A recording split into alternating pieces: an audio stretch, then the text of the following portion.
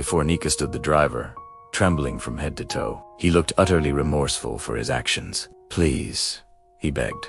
"Forgive me. Don't tell your parents or the police. I never meant to harm you."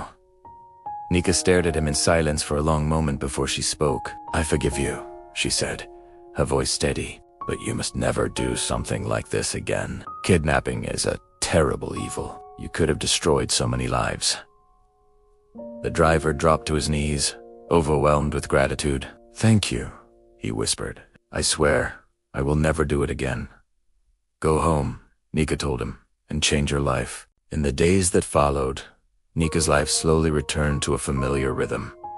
She and the monkey became inseparable. Her parents, seeing her newfound joy, allowed her to keep him as a pet, and they named him Momo Nneka. Loved Momo dearly. Every morning, she would run out to the backyard to play with him. Her parents even built a small, special enclosure for Momo in their compound. Fenced with strong iron and filled with beautiful trees, Momo would leap from one branch to another, a picture of happiness and freedom. A smile would always grace Nneka's face. Whenever she watched him play, every day, Nneka would feed the monkey delicious fruits. She'd bring bananas, mangoes, and papayas. Momo always did a little dance of excitement when he saw her approaching. Nneka would laugh and say, "You love food too much, Momo." The monkey would gently take her hand, as if he understood every word she said. Her parents were overjoyed to see their daughter smiling again, so grateful that she had survived such a horrifying ordeal. To celebrate her safe return, her father decided to throw a party. "We must celebrate our daughter's safe return," he announced. "We'll invite people from far and near." Her mother agreed wholeheartedly. "Yes, we must thank God. What happened to our daughter was terrible. We have to let everyone know how God saved her." And so, the preparations began. They bought beautiful new clothes for Nneka and decorated the entire compound. They invited friends, neighbors, and even the police officers who had been involved in her rescue. Excitement buzzed through the air.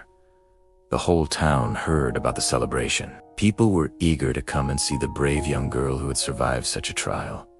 Nneka felt a little shy, but also very happy. She could hardly wait for the party. Finally, the day of the celebration arrived. The compound was overflowing with people. Music filled the air, food was everywhere, and children ran around laughing and playing. Momo, of course, was also there, enjoying the festivities. After everyone had eaten and danced, Nneka's father took the microphone. "Today," he said, his voice full of emotion, "we are here to thank God for saving my daughter's life. We are also here to hear her story." The crowd erupted in applause. He turned to Nneka. "My daughter, come and tell them what happened." Nneka took the microphone and stood before the crowd. A hush fell over them. She looked at her parents, offered a small smile, and began to speak. "My name is Nneka," she said clearly. "I want to tell you what happened to me. That day, on my way to school, I was kidnapped. They took me deep into the bush. I cried and begged them to let me go, but they refused.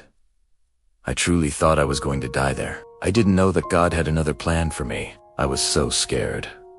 She continued, her voice gaining strength. "In the bush, I met a monkey. At first, I was afraid of him, but he soon became my friend. I named him Momo.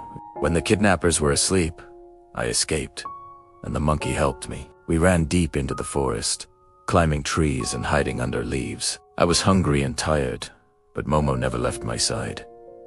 One day, one of the kidnappers found us. He tried to catch me, but Momo fought him. The man fell and hit his head on a stone.